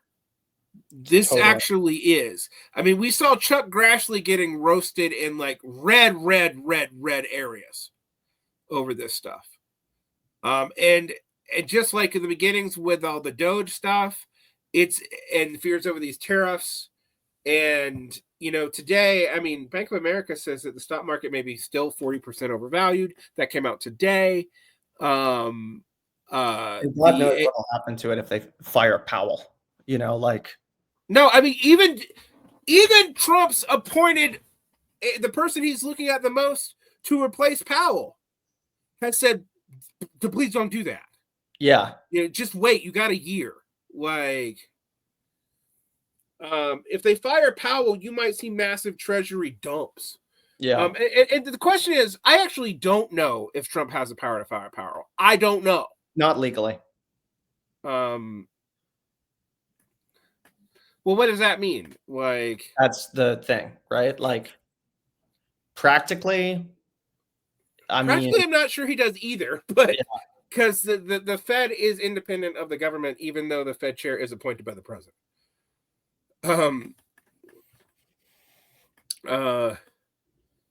But yeah, I mean, this is going to have a lot of repercussions. I do think a lot of my prescriptivist MMT friends are going to have a lot of things to answer for after this administration. Not my descriptivist ones, but my prescriptivist ones who are like, oh, we just need to ignore the bond market. I'm like, good luck with that. But the thing is, if the bond market tanks, dollar value is going to go down, but it might not lead to lower interest rates, even if the Fed drops them. Well, especially if the tariffs are ongoing and the inflation rate is high. Right. So, the private sector can keep the interest rate high if it wants to anyway. Good luck with the president fixing that. Yeah. So, and he seems to be alienating a lot of his bajillionaire allies. So it is interesting. Harvard's an interesting case. In some ways, it rhymes with the implication of legal malfeasance during the Obama administration against the Tea Party doing tax stuff against them for direct advocacy. But let's be clear, even though Trump is now saying he's going to go after left-wing NGOs and all this, Harvard can withstand this even with the worst of it. But if they start doing this to all these private universities, they're going to collapse the U.S. university system, which maybe they want to do. I don't know. But you want to talk about it. If this does seem like at this point, you are completely delusional about what you think you're going to rebuild if you do that. Yeah. It also speaks to his terrible instincts in building an authoritarian government, right? With the Colombia deal, for example, he took away $400 million. They signed this agreement with him, and then he didn't give the money back. And if they had given the money back and said, here's an additional $100 million for the Center for Real American Studies, then a lot of universities would have felt compelled to sign deals. No, but he's a bad faith actor, and he treats the government like he treated his businesses, which, by the way, six of them went bankrupt. Yeah, the Harvard case, I think, is important, not as a legal matter, but more as in terms of its significance to civil society. The fact that those the Big Ten are creating a mutual defense pact to handle legal cases right now. Harvard and other universities are preparing suit. This is relevant because it's an element of civil society with a lot of sway. And I don't even like Harvard, and I'm one of those people who's even said that I'm okay with removing their tax exemption status for their endowments because they're so crazy. I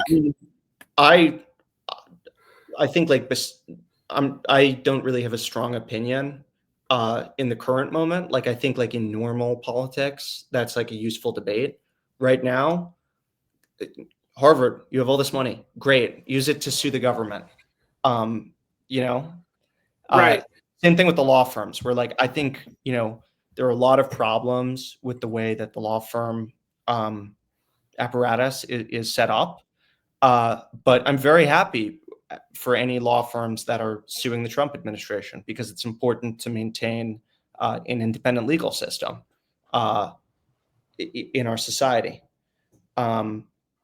The big divide so far on the law firms that are signing deals versus not signing deals seems to be how reliant they are on their corporate practices. So a lot of it is what clients want.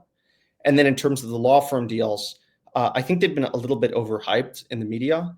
Mostly their commitments for the law firms to do things they were already doing, but Trump doesn't seem to be treating them that way. He's we'll have law firm attorneys who signed on to our deals defending the administration in court or negotiating trade deals or opening coal mines or whatever, stuff which is just outside of the agreement. And I think that was pretty foreseeable because I didn't think that those agreements were worth the paper they were signed on because Trump's a total bad faith actor. But anyway, the fact that more law firms are suing and more universities are suing or preparing to sue is a good impulse in terms of civil society fighting back.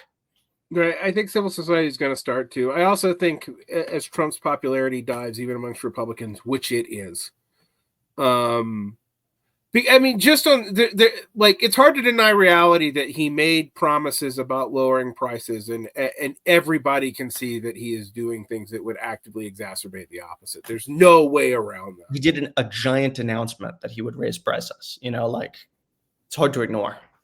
And that they're not doing any like. Again, his harebrained tariff scheme would be a disaster in most scenarios, but it could be less of a disaster if they weren't also going after every bit of public infrastructure funding that isn't for the military at the same time. And in fact, and they didn't even want to do that. That was from the Senate, I think, smartly realizing if we funnel this to the military, one, we might keep the military a little bit more loyal because there's a real chance of problems there. And two, it will still get this money into the economy in some way, into actors that we think we like. But, if they crash everything, which they might do, I mean, it's to me that if I was, people talk about, we're going to defeat China. China was having an economic downturn during the Biden administration. I don't celebrate that. I don't have anything against China personally. I think they're a fine technocratic state as far as that goes, I guess. I don't absolutely love their human rights record, but at this point it's better than ours. So, and they're responsible international power. Trump has managed to do two things. One, he's managed to move Russia and China further apart. Mm-hmm. And I don't think people are noticing that, but I am. Two, he's, because of China's association with Russia, even though it was neutral in the Ukraine war, that meant that Europe was very hostile to China. That's over now. And that may even be over with Canada and Mexico, which are two countries in the U.S. sphere. Now, I don't know how much faith we should put into that. That Trump, really, he said he's not going to militarily invade Canada. I don't think he'll wag the dog, but who knows? The one thing I will say is on this, I'm going to do a mea culpa. I've done it several times. I'm going to do my last one, but it is the real one. I assumed that there were other actors in this universe who were not that delusional. I mean, Hegseth is being one of the most delusional ones. Even he has a Princeton and Harvard degree. He can't be that stupid. And yet, maybe he can.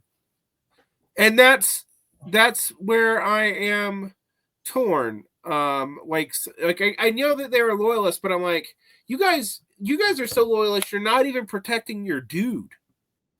Yeah. I mean, this is a problem with having yes men of that kind of caliber. They're not even protecting the president's interest from himself in some way. I think we're going to look back and realize how much Ivanka and Jared actually did during the first administration to ring stuff in. I know a lot of people worried about he's going to be declared dictatorship for life. One, he's 78. I'm not that worried about it. Two, I think if they won't have the legal proceedings to do this, and I do think you get into real issues, because I don't think their pull in the military is total. Yeah. So if he tried to constitutionally have a military coup and establish himself as a dictator, that would be very hard for him to do. Not impossible. Nothing's impossible. I do think we have to. I mean, I'm working a very fine line here, Elijah. And on one hand, I think there are some people, particularly if you on Blue TikTok space or Blue, who are rightfully freaking out. And I always say, even if you are living in a police state, freaking out like this will not help you survive it. It just won't. As I've said a couple of times, you don't want to be the right woe society. They all died. Yeah. So your grand resistance narratives you got to be a little bit more subtle than that. On the other hand, my priors are totally screwed right now, except for the James Carville ring of the Democratic Party is literally trying to do the same thing it always does. which is just let their opposition blow everything up and then hope that we can come back and clean it up and do nothing beyond that. Which, look, it worked for Keir Starmer for a little while, but that government's already unpopular in the UK. So it's just going to be interesting where this goes. I don't think we know anymore. And so on one hand, I'm trying to tell people not to freak out. On the other hand, I'm also saying we can't continue to pretend in economics and law and anything that our priors really can hold. We don't know anymore. We really are in uncharted territory. I felt like we've been building toward, I mean, we didn't go to all of it. I was talking about going into Hamdi versus Runfeld and the way the Patriot Act, and we'll do this on other times because basically, Elijah, I'm probably going to have you on every 3 weeks. For the way the court system is working, I'll be here. Right. But and I don't want people to think that I think that this is one of these weird scenarios where on one hand, this really is kind of one man and a regime around that one man. On the other hand, this could not have happened without years and years of both the Republicans and the Democrats letting everything decay off of post-Cold War hubris. Yeah. And go ahead.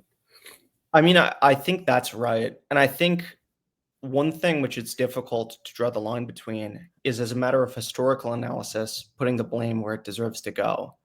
But as a matter of present action, saying anybody right now who is on board with like getting us back to a semblance of normal politics, come along, and normal politics obviously is a bit of a misnomer, but like a functioning court system, a functioning state, not deporting people without due process, like these very, very basic asks.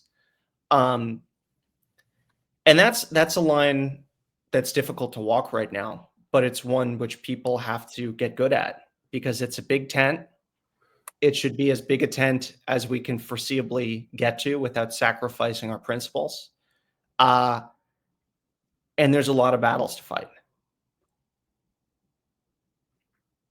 Right.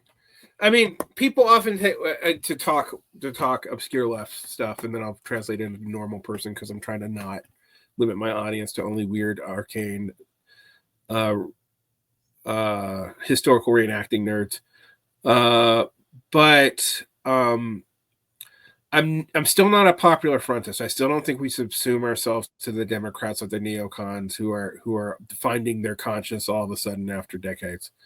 But I'm also of the, you can't always throw them away. Like I remember when there was this movement with blue YouTuber world where people that who I might respect for other reasons, but I don't tend to respect their politics. I won't name names, but like, we're gonna not accept ex-MAGA in our movement, or X-Men are still racist, and I'm like, that kind of shit doesn't matter if you're right about the situation that you're in. If you're right about the situation that you're in, you don't have to endorse them. You don't have to like them. You don't have to pretend you're part of the same overall positive movement, but you at least have to quit aiming for them and focus on what your enemy actually is. Yeah. And if your enemy is the degradation of the state, or even if you want a new state to replace it, I don't know. I mean, there's people who listen to me who do.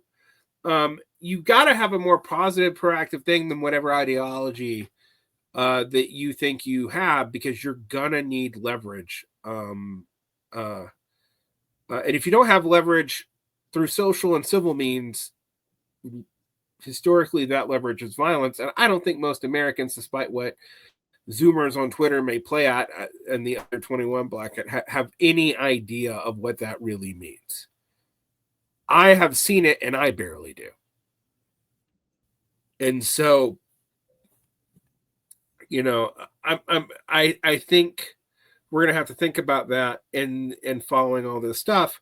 And I think also people need to be smarter. Like, I don't, you're young enough that you can't really speak to this, but I will say, like, I mean, you were definitely an adult for part of Trump, at least part of Trump one, but yeah, but like, there is a lot of political capital, emotional capital blown on the wrong things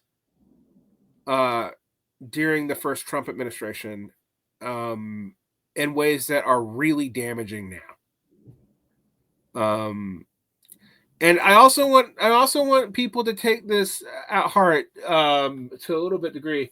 We're all going to have to rebuild these institutions. If let's say just we weather this, Democrats come back, but we get a James Carville, we'll get this again unless they change. Like, in terms I think that's got to be held. I mean, I think the GOP is going to be in like disarray for a long time after this, but like, we'll get something like this again unless things are fundamentally changed and people actually try to like start demanding things of their politicians, or we're just going to decline into utter irrelevance. Which okay, you know, I would love for the American empire to kind of die down a little bit. It's going to one way or the other, but I would like it to do so in a way that doesn't like potentially destroy half the planet or impoverish every single person here. Or, you know, like, you don't have to choose the worst option of a multipolar world, and we seem to be actively doing so. So, all right, and even when I say we, I'm making sure it has broad popular support in the United States. It's just what's happening. Yeah. I mean, I think like in terms of, to bring the conversation back to the Bush years a little bit, nobody ever went to jail for Gitmo. These guys need to go to jail for what they're doing now. I don't Honestly, they should have gone to jail for Gitmo. No. I'm agreeing with you. I'm saying like people were willing to paper over these things in the past. This cannot be papered over. And if at the end of the Trump regime, at the end of the Trump years, people want to just go back to normal without changing anything, it's going to come back and it's going to keep coming back. Right. You just need something like, you don't even need a particularly good demagogue. You just need a demagogue that people can attach to. Anyone with lizard brain intelligence, because Trump really does have that. I mean, like when people talk to me about like, oh, are these people stupid? I'm like, well, what they're doing is dumb. But they do have a, you know, and I've actually been kind of shocked at how unstrategic some of this shit has been. And like the amount of cope, both the left and the right, and people like, oh, it's just the right. No, there's been leftists trying to be like, and I think for reasons that kind of make sense. You don't want to think you got beat by a carnival barker. But right? You did. But you did. And that's on you. Like, and maybe you should respect the kind of lizard brain intelligence of carnival barkers more, but that doesn't mean that they know what they're doing when they're actually ruling, particularly when you remove like, this is a problem in general. When you remove collective checks and just have positive feedback loops, things fall apart. And that's what's happening. There's no, like, we live in a place where people aren't willing to tell each other no, and they're also willing to just outright lie. And I don't just think it's conservatives. I'm tired of pretending it's just conservatives. They're worse. This is not me saying they're equal, but, you know, like the whole people projecting what they want to believe on the executive. Oh my God, did Democrats do that during Obama? And to some degree until the last year to Biden. And that gave Biden a lot of cover for, I don't know, just actually being senile. Literally. And I think we have to deal with that. And like, you know, that's my end rant. I just want people to know Varn hasn't gone soft, but I'm also like, you can't play purity politics when you need allies. And I know there's going to be some people from the very, very, very far left who think I'm like betraying principle here, but I've always been a united frontist. And by that, I mean, you don't have to agree with someone to make common cause with them on a specific thing. You know, if libertarians come over here on our side on one issue, I'm okay with that. I don't trust them on other issues, but on the specific issue, I'm okay. I don't think that's a-principled. It would be a-principled to pretend we agreed on everything during the same time, I do think we shouldn't be doing that. But that's a different question. The one thing that we should just give the neoconservatives, if they come over to our side, is El Salvador. They can do whatever they like there.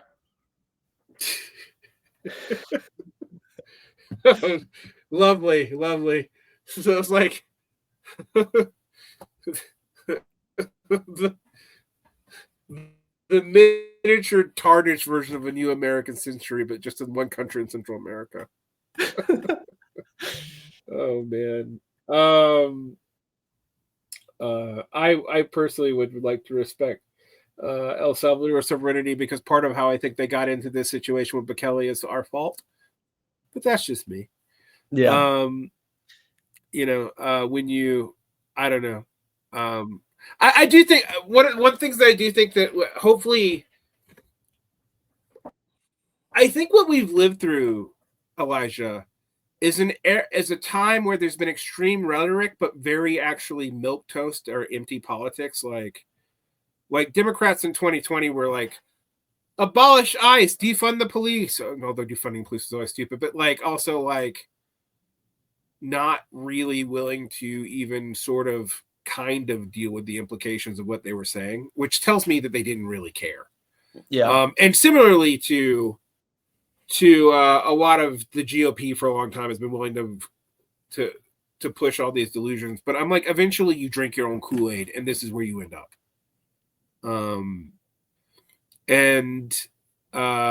I really worry about that. And people are always like, oh, well, I'm seeing a lot of leftists say, oh, well, the MAGA people will never go, and I'm like, okay, that's true. A lot of the MAGA people won't.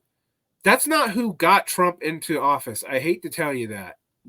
He kind of needs him to get in office, but 20% of any population is kind of authoritarian.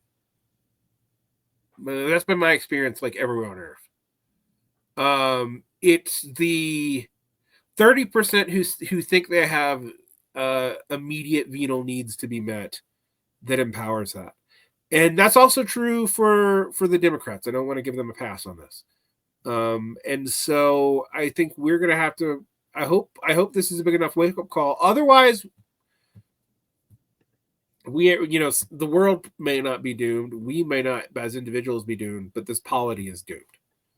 And yeah, I mean, I know some people who won't be too sad about that, even in the U.S., but I think you have to be responsible when you talk about these kinds of things and talk about what decline and collapse actually mean.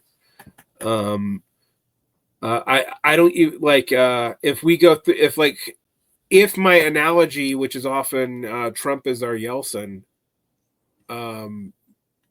I don't think people get how grim that, they're like, oh, that's not that grim. I'm like, you have no idea how grim that prediction actually is.